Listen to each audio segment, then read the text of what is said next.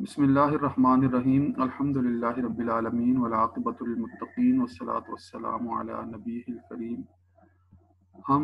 जिस मौजू पर गुफ्तगू कर रहे थे वो रसूलुल्लाह सल्लल्लाहु अलैहि वसल्लम की तालीमात और आला अखलाक के मुतल्लिक थी, और हमने आप सल्लल्लाहु अलैहि वसल्लम की तालीमात के हवाले से जो बुनियादी दीनी और शरई अहकाम हैं जिनके अंदर अकायदे इस्लाम और अरकान इस्लाम शामिल हैं, इनके ऊपर हमने एक क्या लें कि तफसीली गुफ्तगू की थी मौजू के मुताबिक सवाल की रूह से।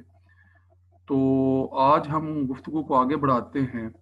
तालीमात के मुख्तलिफ पहलू हैं जो रिसालत मआब सल्लल्लाहु अलैहि वसल्लम ने बनी नौ इंसानी तक पहुँचाई हैं। इन मुख्तलिफ पहलुओं में हमने दीनी और शरई तालीमात के हवाले से बुनियादी अकायद और अरकान पर एक जामे गुफ्तगू की है। आगे जो हमने गुफ्तगू करनी है वो आप सल्लल्लाहु अलैहि वसल्लम की रूहानी व अखलाकी तालीमात, माशरती तालीमात, सियासी तालीमात, मुआशी तालीमात और इन तालीमात नबविया की अहमियत से मुतल्लिक है। तो ये पहलू जो आप सल्लल्लाहु अलैहि वसल्लम की तालीमात के अंदर मुज़मिर है कि उनके अंदर हर तरह की जामियत जो है वो पाई जाती है। बुनियादी तौर पर आप सल्लल्लाहु अलैहि वसल्लम की सीरत, आपका किरदार, आपका हर अमल मुसलमान के लिए, ईमान वाले के लिए, पूरी बहन और इंसानी के लिए मशअल राह है। और इस एतबार से आपने ये बात कुछ पहले भी हो चुकी है, मज़ीद उस पर हम गुफ्तगू करते हैं कि चूँकि आप अल्लाह के बरगज़ीदा पैगंबर हैं, रसूलुल्लाह हैं, और बहैसियत पैगंबर, बहैसियत रसूल जो है वो आपकी अवलीन तौर पर आपने जो मकसद नबूवत और मकसद रिसालत जो पूरा फरमाया, उसमें अल्लाह रब्बुल इज़्ज़त की वहदानियत, उसकी जो है वो उतारी हुई किताब यानी कुरान मजीद और इस्लामी तालीमात के हवाले से जितनी भी बुनियादी बातें हम पढ़ते हैं या जानते हैं या समझने की कोशिश करते हैं, वो हदायत का जामे और मुकम्मल जो है वो मजमुआ है हदायत का, जो कुरान मजीद की शक्ल में नाज़िल हुआ और जो आपके हुस्न अमल से साबित है। वो सब का सब आप सल्लल्लाहु अलैहि वसल्लम ने जो अल्लाह की तरफ से आपकी तरफ भेजा गया और आपने फिर आगे जो है वो बनी नौ इंसानी तक पहुंचाया, उसके अंदर जामियत इस एतबार से मौजूद है कि जहाँ वो दीन की बुनियादी तालीमात बन रही होती हैं, दीन के अकायद बन रहे होते हैं, दीन की जो है वो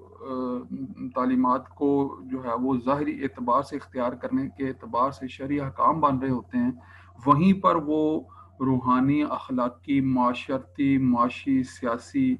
हर तरह की तरबियत करने वाले पहलू भी उन्हीं के अंदर जो है वो शामिल हैं। तो आप सल्लम की अखलाकी तालीमात को तो एक नज़र हम यहाँ देखते हैं, मगर आप सल्लम के अखलाकियात हैं क्या, उनको हम बाद में थोड़ा सा मज़ीद वजाहत के साथ जो है वो देखेंगे। तो यहाँ पर आप सल्लल्लाहु अलैहि वसल्लम की वो तालीमात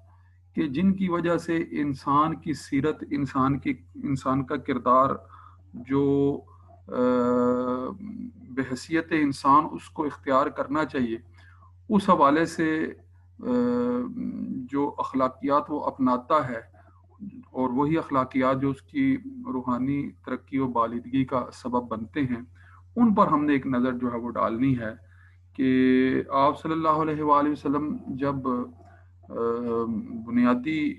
जो इंसानी तबीयत का खासा है उन पहलुओं को दुरुस्त करने के लिए आप सल्लल्लाहु अलैहि वसल्लम जो अल अखलाक का नमूना खुद पेश कर रहे हैं, और जिन बातों की तालीमात आप सल्लल्लाहु अलैहि वसल्लम जो कुछ बयान फरमा रहे हैं और सहाबा जो है वो आपसे इक्तिसाब फैज़ कर रहे हैं, वो पहलू हैं बिलखुसूस जो इंसान की सीरत, इंसान के किरदार, इंसान के हुस्न अमल के आयनादार बनते हैं। आप जानते हैं कि जब आप सल्लल्लाहु अलैहि वसल्लम कुरानी तालीमात की रोशनी में झूठ की मजम्मत फरमाते हैं, झूठ को इख्तियार करने से मना फरमाते हैं और सच्चाई की तालीम देते हैं, सच्चाई का दामन जो है वो खुद भी इख्तियार किए रखते हैं और लोगों को भी जो है वो सच्चाई पर कायम रहने और सच्चाई पर कारबंद रहने के लिए जो है وہ ان کے کردار سازی کرتے ہیں. تو یہ سارے پہلو جو سچائی کے اختیار کرنے اور جھوٹ کی مذمت، اسی طرح پھر خیانت سے روکنا اور امانت داری اور دیانت داری کا طرز عمل اختیار کرنا، عدل و احسان کا جو ہے وہ طرز عمل اختیار کرنا، ایثار و قربانی کا جذبہ جو ہے وہ بیدار کرنا، یا پھر امت کے اندر لوگوں کے درمیان، صحابہ کے درمیان، یا پھر بعد میں آنے والے لوگوں کے لیے جو ہے وہ ایسا اسوہ سامنے رکھنا کہ جس کے اندر اخوت اور بھائی چارے کا پہلو نمایاں طور پر موجود ہو، جس میں باہمی تعاون کا عنصر جو ہے وہ واضح ہو، صبر ہو، توکل ہو، شکر ہو. یہ ساری تعلیمات جو ان محاسن کے حوالے سے ہیں، جو انسان کی طبیعت کا خاصہ ہوتی ہیں اور انسان کو جن کے اوپر توجہ کرتے ہوئے ان کو نکھارنا چاہیے، یہ سارے پہلو آپ صلی اللہ علیہ وآلہ وسلم کی تعلیمات میں نمایاں طور پر موجود ہیں. اور جب ہم وہاں پر موجود دیکھتے ہیں تو ان کا مقصد، ان کی غرض و غایت کیا ہے؟ ان کی غرض و غایت یہی ہے کہ نہ صرف انسان دنیاوی زندگی میں ظاہری میل جول میں، دوسروں کے ساتھ ربط و تعلق میں حسن و خوبی کا مظہر نظر آئے، بلکہ انسان اندرونی طور پر اس کا دل صاف ہو اور اس کی جو اندرونی کیفیات ہیں جس کو وہ روحانیت سے تعبیر کرتا ہے، ان کو بھی جو ہے وہ عروج اور ترقی حاصل ہو. تو یہ بنیادی خاصہ ہے. اسی طرح آپ صلی اللہ علیہ وآلہ وسلم نے معاشرت کو درست سمت پر استوار کرنے کے لیے، قائم رکھنے کے لیے، کہ معاشرہ ایسی زندگی بسر کرے کہ جن کے ذریعے سے معاشرہ جو ہے وہ صحت مند معاشرہ کہلائے اور اعلیٰ اخلاق سے مزین معاشرہ کا، ایسی تعلیمات جو ہیں وہ بھی آپ سامنے آپ صدم کی سیرت سے جو ہے وہ واضح ہیں. اور اس حوالے سے جو اہم پہلو ہیں جن کو ہم نے سمجھنا ہے کہ جو معاشرتی حوالے سے نمایاں سمجھے جاتے ہیں، ان میں جو حقوق العباد کے حوالے سے بالخصوص جتنی بھی بحثیں یا جتنی بھی تعلیمات آپ سے قرآن و سنت کی روشنی میں ہم اخذ کرتے ہیں، وہ ساری کی ساری تعلیمات جو حقوق العباد سے تعلق رکھتی ہیں، جن میں والدین کے حقوق شامل ہیں، جن میں خامند اور بیوی کے حقوق شامل ہیں، جن میں اولاد کے حقوق شامل ہیں، جن میں جو ہے وہ ہمسائے کے حقوق، استاد اور شاگرد کے حقوق، یعنی حقوق و فرائض کے جو تفصیلی پہلو ہیں، وہ معاشرت کی تعلیمات کا خاصہ ہیں جو آپ صلی اللہ علیہ وآلہ وسلم کی طرف سے ہمیں حاصل ہوئی ہیں. ان پہلوؤں پر جو ہے وہ تفصیل سے ہر موضوع پر جو ہے وہ الگ سے ہم مختلف مواقع پر جو ہے وہ گفتگو کرتے رہتے ہیں. اسی طرح آپ صلی اللہ علیہ وآلہ وسلم نے ہمیں جو اپنی زندگی کا وہ پہلو کہ جس کے ذریعے سے ہمیں پتہ چلتا ہے کہ دشمن کے ساتھ رویہ کیسا رکھنا ہے، دوست کے ساتھ رویہ کیسا رکھنا ہے، ملک کے اندر نظم و نسق جو ہے وہ کیسے چلانا ہے، نظم و نسق چلانے کے لیے کون کون سے ادارے اہم ہیں، کن کن اداروں کو جو ہے وہ کس سطح پر جو ہے وہ استوار کیا جائے، کن لوگوں کی کن معاملات میں کیسی ذمہ داریاں لگائی جائیں. یہ سارے پہلو جو عام طور پر سیاسی زندگی سے متعلق ہوتے ہیں، ہمیں وہاں پر بھی آپ صلی اللہ علیہ وآلہ وسلم سے جا بجا تعلیمات جو ہیں وہ مل رہی ہوتی ہیں. اور ان میں سیاست کے بنیادی اصول بھی موجود ہیں، حکمران کے فرائض بھی موجود ہیں، عوام کا طرز عمل بھی، اس کی رہنمائی بھی موجود ہے، شورا کا کیا تصور ہے، خلیفہ کی کیا حیثیت ہوتی ہے، اسی طرح جو ہے وہ حاکم کے حقوق کیا ہیں، اور جو حاکم کی حیثیت سے خلیفہ کے منصب پر فائز ہوتے ہیں اس کے حقوق کیا ہیں. حقوق اور فرائض کے ضمن میں پھر جو عامت الناس ہیں ان کا تعلق اور ربط جو ہے وہ اپنے خلیفہ یا امیر کے ساتھ جو ہے وہ کیسا ہونا چاہیے. اس حوالے سے بہت سی تعلیمات آپ صلی اللہ علیہ وآلہ وسلم نے ہمیں عطا فرمائی ہیں کہ جن کے ذریعے سے قانون سازی کی جاتی ہے، اصولوں کی نشاندہی جو ہے وہ ہوتی ہے، اور انتظامیہ اور عدلیہ کے اختیارات کا تعین ہوتا ہے، عدل کی اہمیت کا جو ہے وہ اندازہ ہوتا ہے، اور انصاف اور آزادی کے تصورات اور حریت و آزادی کے ساتھ جو ہے وہ اللہ کی عبادت اور بندگی کرنے کے جو پہلو ہیں وہ سارے کے سارے جو ہے وہ آپ صلی اللہ علیہ وآلہ وسلم کی تعلیمات میں واضح طور پر موجود ہیں. اسی طرح نہ صرف جو ہے وہ سیاسی تعلیمات ہیں بلکہ معاشی تعلیمات بھی آپ صلی اللہ علیہ وآلہ وسلم نے بخوبی پہنچائی ہیں. جب ہم آپ صلی اللہ علیہ وآلہ وسلم کی طرف سے زکوٰۃ کے نظام کو جو ہے وہ متعین کرنے کے احکامات جو ہیں وہ ان کو دیکھتے ہیں، پھر ان کی تفصیلات کو جب سمجھتے ہیں، پھر سودی نظام اور سود کی حرمت اور سود کے کاروبار کی ممانعت کے حوالے سے جن پہلوؤں کو ہم دیکھتے ہیں، وہ سارے کے سارے پہلو جو نظام مالیات کو درست کرنے کے لیے اور پھر کاروبار کے پہلوؤں کو اختیار کرنے کے حوالے سے، کاروبار کی اقسام کو اختیار کرنے کے حوالے سے، کاروبار کی جو سمت ہے اس کو درست طور پر متعین کرنے کے حوالے سے جتنے بھی پہلو ہیں، ان سب کا جائزہ جب ہم احادیث اور قرآن و سنت کی روشنی میں لیتے ہیں تو صحت مند کاروبار ہوتا کیا ہے، کاروبار کرنے کے اصول کیا ہیں، وہ سب جو ہے وہ ہمیں وہاں پر ملتے ہیں۔ تو یہ ایک جامع سا جائزہ ہے آپ کے سامنے آپ صلی اللہ علیہ وآلہ وسلم سے حاصل کردہ تعلیمات کا، کہ جن کے اندر یہ بات بنیادی حیثیت سے موجود ہے کہ یہ زندگی کے ہر پہلو کا احاطہ کرتی ہیں۔ اسی لیے جو ہے وہ اسلام کو یا دین اسلام کو مکمل ضابطہ حیات کہا جاتا ہے، اور مکمل ضابطہ حیات ہونے کی حیثیت سے زندگی کے ہر شعبے، ہر پہلو اور ہر دور سے متعلق ہمیں آگاہی آپ صلی اللہ علیہ وآلہ وسلم کی تعلیمات میں ملتی ہے، اور یہی آپ صلی اللہ علیہ وسلم کی تعلیمات کا وہ نمایاں اور اہم پہلو ہے کہ جس کے اندر تمام مذاہب کے حوالے سے آپ کو جس کے اندر امتیاز جو ہے وہ نظر آتا ہے۔ وضاحت کے ساتھ ہم کہہ سکتے ہیں کہ جو پہلو آپ صلی اللہ علیہ وآلہ وسلم نے جامعیت کے ساتھ پوری امت کو، پوری دنیا کو پہنچایا، وہ سابقہ ادیان میں سے کسی اور کی تعلیمات میں اس قدر اس طرح سے جامعیت کے ساتھ ہمیں نظر نہیں آتا۔ رسول اللہ صلی اللہ علیہ وآلہ وسلم کی تعلیمات کی اہمیت کے حوالے سے، جو کہ انسانیت کی تعمیر و فلاح کے لیے نسخہ کیمیا کہا جاتا ہے، اور بہت سے مسلمان اور غیر مسلم بالخصوص وہ بھی آپ صلی اللہ علیہ وآلہ وسلم کی تعلیمات کی جامعیت کے جو ہے وہ قائل ہیں۔ اس حوالے سے ایک عظیم آپ کہہ لیں کہ ایک جرمن جو فلاسفر ہے، مثلا شاعر جس کا نام گوئٹے ہے، اس نے جب تعلیمات نبویہ کا جائزہ لیا تو جو بات اس نے کہی وہ کہہ لیں کہ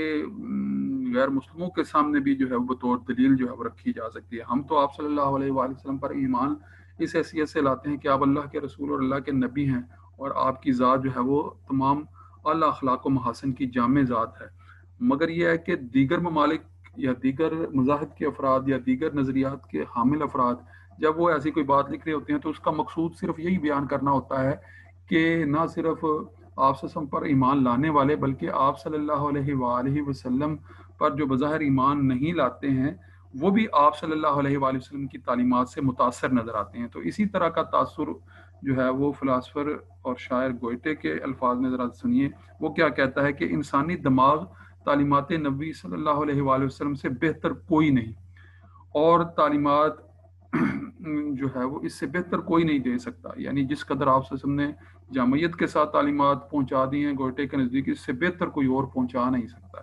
تو یہ بہرحال ایک اس کا جو ہے وہ اپنا بات کرنے کا انداز ہے۔ اسی طرح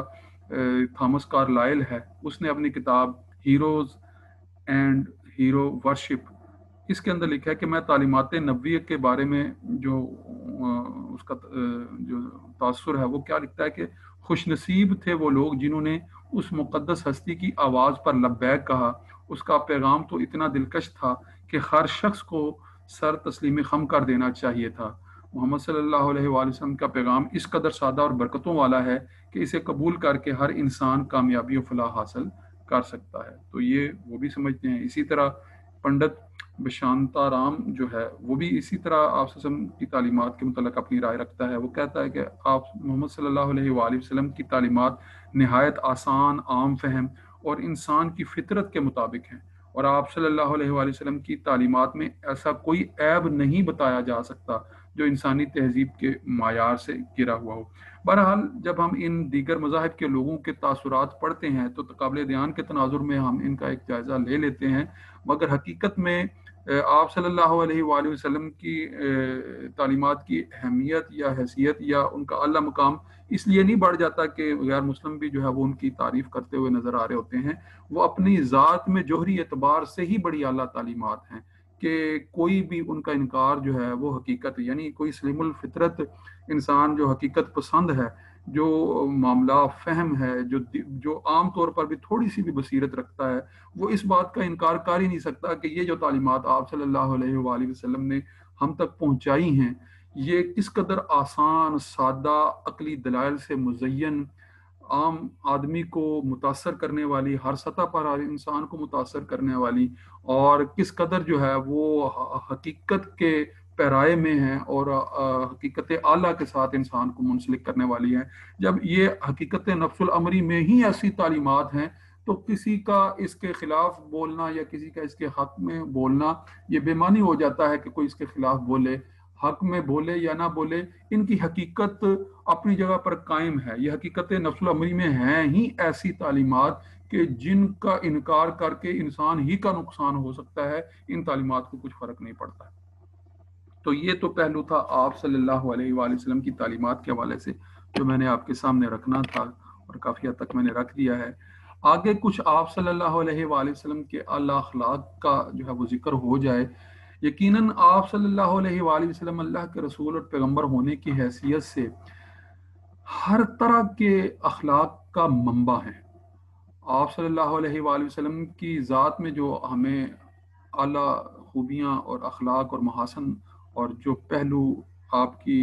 ذات بابرکات کے اندر موجود ہیں، جن کو ہم چند پوائنٹس کی شکل میں عمومی طور پر پڑھ رہے ہوتے ہیں، مگر ان کو آپ نے بنیادی طور پر اس حیثیت سے سمجھنا ہے کہ یہ وہ پہلو ہیں کہ جو آپ صلی اللہ علیہ وآلہ وسلم جن کو بنی نوع انسانی سے متعارف کروانے والے ہیں، جن کی حقیقت سے آگاہ کروانے والے ہیں، جن کے معنی اور مفہوم کا مصداق آپ صلی اللہ علیہ وآلہ وسلم ہی کی ذات ہے، کہ اگر وہ آپ کے سامنے نہ ہو، ان کا اسوہ، ان کا اخلاق ہمارے سامنے موجود نہ ہو، تو شاید یہ جن الفاظ کو ہم پڑھتے ہیں یا جن الفاظ کے معنی مفہوم ارد گرد ہم تھوڑے سے محسوس کرتے ہیں اپنے، ان کی حقیقت تک ہم شاید پہنچ ہی نہ پاتے یا ان کو سمجھ ہی نہ پاتے اگر آپ صلی اللہ علیہ وآلہ وسلم کا اسوہ ہمارے سامنے نہ ہوتا، آپ کا کردار ہمارے سامنے نہ ہوتا، آپ صلی اللہ علیہ وآلہ وسلم کی سیرت کے محاسن ہمارے سامنے موجود نہ ہوتے۔ بنیادی طور پر یہ ہم پوائنٹس سامنے پڑھ رہے ہوتے ہیں، اس پر ہم تھوڑی سی گفتگو بھی کریں گے کہ آپ صلی اللہ علیہ وسلم کی ذات جو ہے وہ خوف دور، فکر آخرت سے جو ہے وہ معمور تھی۔ سچائی، امانت و دیانت، عفائے عہد، شجاعت، سخاوت، اثار و درگزر، حلم، خدمت خلق، زہد و قناعت، محبت و شفقت، تواضع، نرم مزاجی، سادگی، بے داغ جوانی، جفا کشی، شرم و حیا، شکر گزاری، مہمان نوازی، رقیق القلبی، دائمی عمل اور پردہ پوشی، یہ سارے وہ پہلو ہیں کہ جن پہلوؤں پر ہم جو ہے وہ مختلف مواقع پر بڑی تفصیلی بحثیں پڑھتے رہتے ہیں اور گفتگویں کرتے رہتے ہیں اور ان کو سمجھنے کی کوشش کرتے رہتے ہیں، مگر اصولی طور پر آپ نے یہ بات اپنے ذہن میں رکھنی ہے کہ آپ صلی اللہ علیہ وآلہ وسلم کی ذات ہی کی وجہ سے یہ جتنے محاسن اخلاق ہیں، ان سے ہم صحیح معنوں میں واقف ہو سکے ہیں یا ہو سکتے ہیں۔ اگر جو ہے ان اعلیٰ محاسن یا جن کو ہم اعلیٰ اخلاق کہہ رہے ہیں، ان اعلیٰ اخلاق کی حقیقت کو جاننا چاہتے ہیں، جو کہ انسان کے قلب کو انتہائی نورانیت سے مزین کرنے والے اعلیٰ محاسن اور اخلاق ہیں، ان کی حقیقت کو، ان کی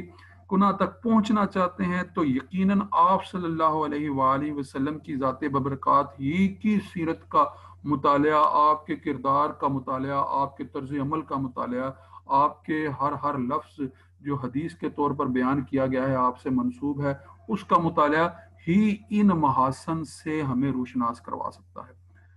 مختصراً کچھ نہ کچھ پہلو جو ہے وہ ان محاسن سے متعلق جو ہے وہ گفتگو کرنے سے پہلے ایک بات اور بھی آپ یہ ذہن میں رکھیے گا کہ رسول اللہ صلی اللہ علیہ وآلہ وسلم کے اعلیٰ محاسن اور اعلیٰ اخلاق، جنہیں اخلاق فاضلہ بھی کہتے ہیں، ان کے متعلق خود خالق کائنات کیا فرماتا ہے؟ قرآن مجید کا مطالعہ ہمیں بتاتا ہے کہ وَإِنَّكَ لَعَلَىٰ خُلُقٍ عَظِيمٍ، کہ آپ جو ہیں وہ بے شک آپ کی ذات جو ہے وہ اخلاق کے اعلیٰ مرتبہ پر فائز ہے۔ یعنی اعلیٰ مرتبہ پر فائز ہونے کا مطلب کیا ہے؟ وہی جو ابھی اشارتاً میں نے بات کی کہ کوئی انسان جو اللہ سے اعلیٰ حسن و خوبی کا تصور کر سکتا ہے، آپ صلی اللہ علیہ وآلہ وسلم بنی نوع انسانی کو اپنے اپنی سیرت اپنے کردار کے ذریعے سے اس سے متعارف کروانے والے ہیں. تو اس اعتبار سے آپ نے اس کو ذہن نشین رکھنا ہے. اسی طرح رسول اللہ صلی اللہ علیہ وآلہ وسلم کی جو اسوہ کی حیثیت ہے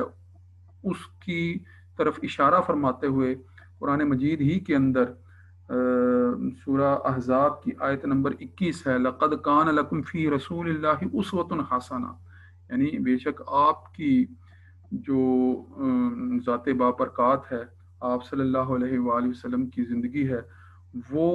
بہترین نمونہ ہے. اسوہ حسنہ جو ہے اسے قرار دیا گیا ہے. اور اسی سے متعلق جو ہے وہ ام المومنین حضرت عائشہ صدیقہ رضی اللہ تعالیٰ عنہ نے فرمایا کہ جب آپ کے اخلاق کے بارے میں پوچھا گیا تو آپ نے کیا جامع انداز میں جواب دیا تھا؟ فرمایا کان خلقہ القرآن، کہ آپ کا اخلاق قرآن کی تفسیر، یعنی آپ چلتا پھرتا قرآن ہے. آپ صلی اللہ علیہ وآلہ وسلم کی ذات، آپ کی سیرت طیبہ، آپ کی ذات بابرکات، آپ کے اعمال، آپ کا حسن عمل، آپ کی سیرت، آپ کا اسوہ قرآن کی آیات کی عین تعبیر و تفسیر ہیں. تو جب آپ صلی اللہ علیہ وآلہ وسلم قرآن جو کہ اللہ کا کلام ہے، وہی الہی ہے، اس کی تفسیر ہیں، تو اس کا مطلب کیا ہے؟ اس کا مطلب یہی ہے کہ قرآن کے الفاظ کو معنوی شکل میں مفہوم کے ساتھ اگر دیکھا جا سکتا ہے تو آپ صلی اللہ علیہ وسلم کی ذات ہی میں جو ہے وہ دیکھا جا سکتا ہے. آپ صلی اللہ علیہ وآلہ وسلم کے ان اعلیٰ اخلاق کے متعلق جو ہے وہ قرآن کی انہی جو آیات ہیں، ان کی تفصیلات کے اندر جب ہم جاتے ہیں، مزید آیات کا مطالعہ کرتے ہیں، تو یہ جو محاسن میں نے آپ کے سامنے رکھے ہیں، جن کو آپ اسکرین پر الفاظ کی شکل میں دیکھ رہے ہیں، انہی کی تفسیر و تعبیر پھر انہی قرآنی آیات اور آپ صلی اللہ علیہ وسلم کی احادیث کے اندر ہمیں ملتی چلی جاتی ہے. مثلا جب ہم خوف خدا اور فکر آخرت کی بات کرتے ہیں تو یقیناً آپ صلی اللہ علیہ وآلہ وسلم سے بڑھ کر خوف خدا اور فکر آخرت کا جو درجہ ہے وہ کس میں ہو سکتا ہے؟ آپ سے بڑھ کر اس مقام پر کون فائز ہو سکتا ہے؟ آپ ہر خطا سے پاک ہیں، آپ معصوم ہیں، اللہ کے حبیب بھی ہیں اور محسن انسانیت بھی ہیں. آپ صلی اللہ علیہ وآلہ وسلم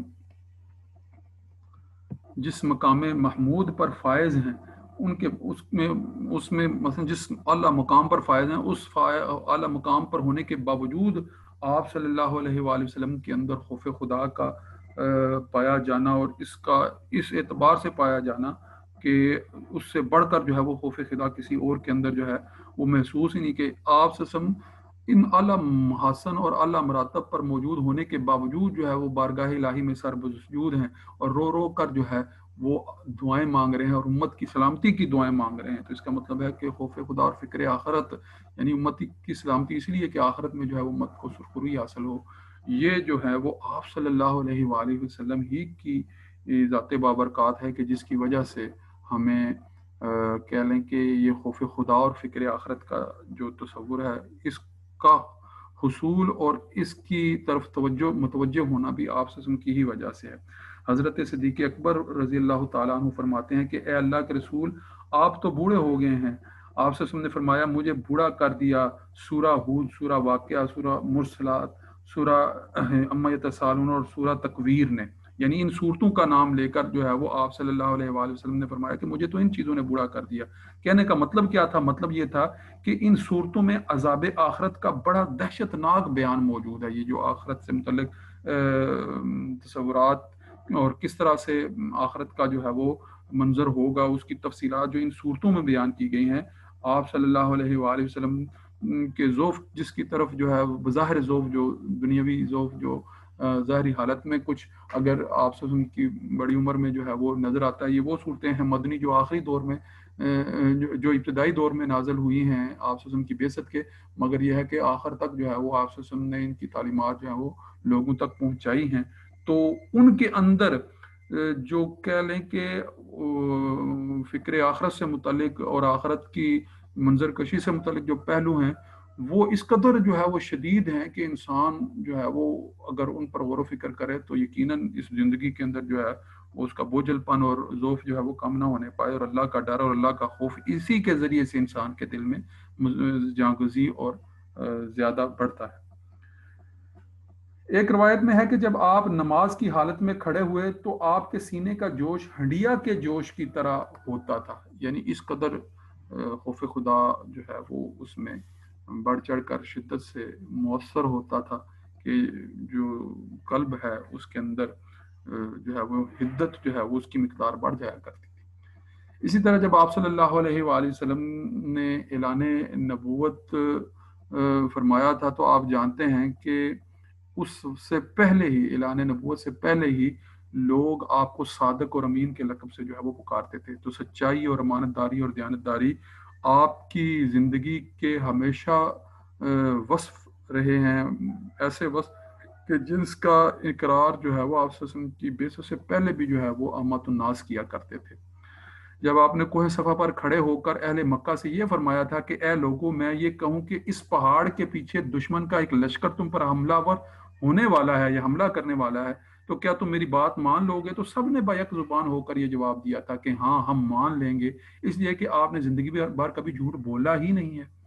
تو جب آپ صلی اللہ علیہ وآلہ وسلم کی ذات پر اس قدر جو ہے وہ اعتماد پہلے سے ہی لوگوں کو تھا، تو یہ بات اس بات کی طرف بھی اشارہ کرتی ہے کہ آپ کی سیرت و کردار کو بطور دلیل کے طور پر جو ہے وہ پیش کیا گیا تاکہ لوگ آپ کی ذات کی سچائی کے نتیجے میں ایمان کی دولت سے مالا مال ہو جائیں۔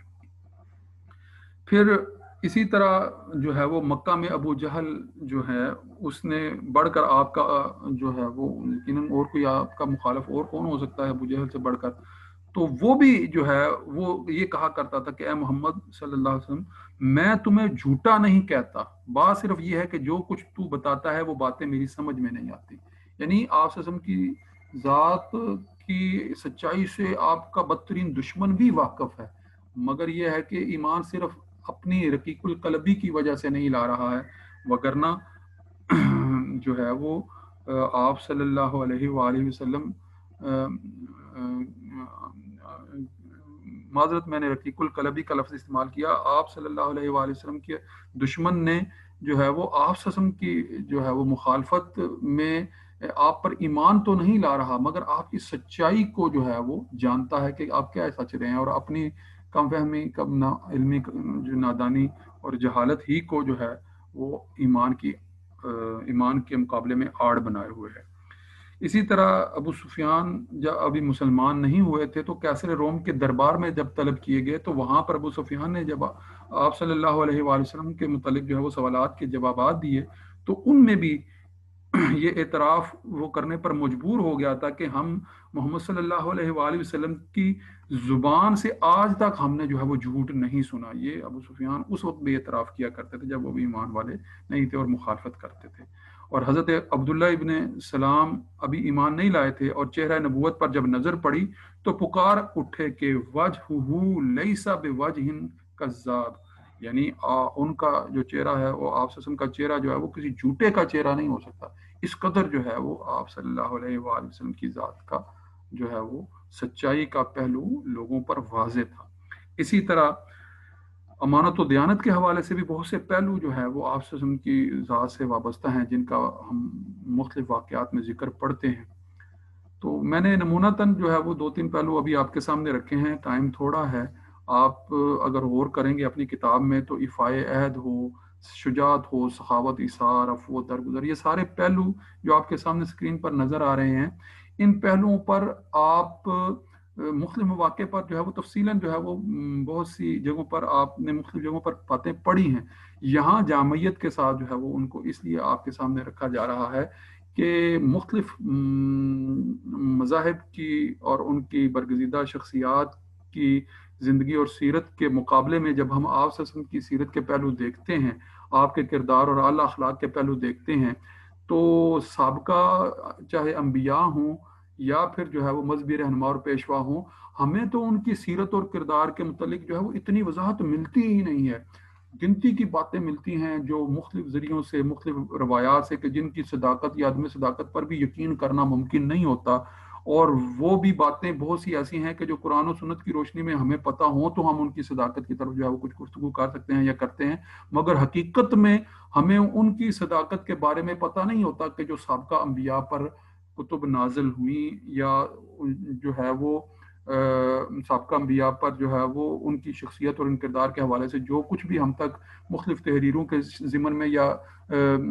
سینہ بسینہ کچھ بھی اگر پہنچ رہا ہوتا ہے تو اس میں ہم دیکھتے ہیں کہ ایک تو تعلیمات انتہائی تھوڑی اور محدود ہیں کہ صحیح معنوں میں محاسن اخلاق اور سیرت جو ہے وہ واضح ہی نہیں ہوتی، اور جو تھوڑی بہت ہیں ان کے بھی اکثر جو ہے وہ ذرائع جو ہے وہ اتنے قابل قبول نہیں ہے کہ ان کو مانا جائے، مگر ہم صرف اسی قدر مانتے ہیں کہ جو رسول اللہ صلی اللہ علیہ وآلہ وسلم یا قرآن مجید کی روشنی میں سابقہ انبیاء کا اسوہ ہمارے سامنے ہوتا ہے، اسی قدر ہم اس کو حق کے مطابق جو ہے وہ جان پاتے ہیں۔ مگر آپ صلی اللہ علیہ وآلہ وسلم کی سیرت جب سے آپ صلی اللہ علیہ وسلم کی بعثت ہوئی ہے تب سے لے کر، اور آپ صلی اللہ علیہ وسلم کے بعد جو ہے وہ آج 1400 سال گزر جانے کے بعد، آپ کی شخصیت، آپ کے کردار، آپ کی اعلیٰ اخلاق کا کون سا پہلو ہے کہ جس پر جو ہے وہ تفصیل سے کتابیں نہ لکھی گئی ہوں، گفتگو نہ کی گئی ہو، اور مستند ذرائع سے جو ہے وہ روایات نہ پہنچی ہوں، اور آپ صلی اللہ علیہ وسلم کے صحابہ سے، تابعین سے، تبع تابعین سے جو ہے مستند روایات ایسی آپ کے سیرت اور کردار کو واضح کرنے والی ہیں کہ پھر آپ صلی اللہ علیہ وآلہ وسلم سے بڑھ کر جو ہے وہ ان محاسن اور ان اخلاق کا جو مرقع حیثیت اور ہستی ہیں وہ پھر کسی اور کو ہم جو ہے وہ نہیں دیکھتے، اور حقیقت میں ہے بھی ایسا کہ کوئی اور ہو بھی نہیں سکتا۔ تو آپ نے ان محاسن کے پہلوؤں کو اپنی کتاب میں مزید بھی تفصیل سے دیکھنا ہے۔ کل انشاءاللہ جو اگلا پہلو ہے، ہم جو آپ سے ان کے بیسس سے متعلق کچھ عقلی دلائل ہیں ان کا تھوڑا سا جائزہ لیتے ہوئے پھر آخری ایک اور موضوع ہم پڑھیں گے کہ جس میں ہم قرآن مجید کی خصوصیات، رسالت محمدیہ کی خصوصیات اور دیگر جو پہلو ہیں تقابل ادیان کے نقطہ نظر سے جو آپ سے اور سیرت طیبہ اور اسلامی تعلیمات کے حوالے سے اہم ہیں ان کا ایک جائزہ لیں گے، اور انشاءاللہ پھر یہ ایک دو لیکچرز کے بعد ہمارا سلیبس ختم ہو جائے گا۔ تو آج کے لیے اتنا ہی، کل انشاءاللہ پھر آگے مزید گفتگو کریں گے۔ والسلام علیکم ورحمۃ اللہ وبرکاتہ۔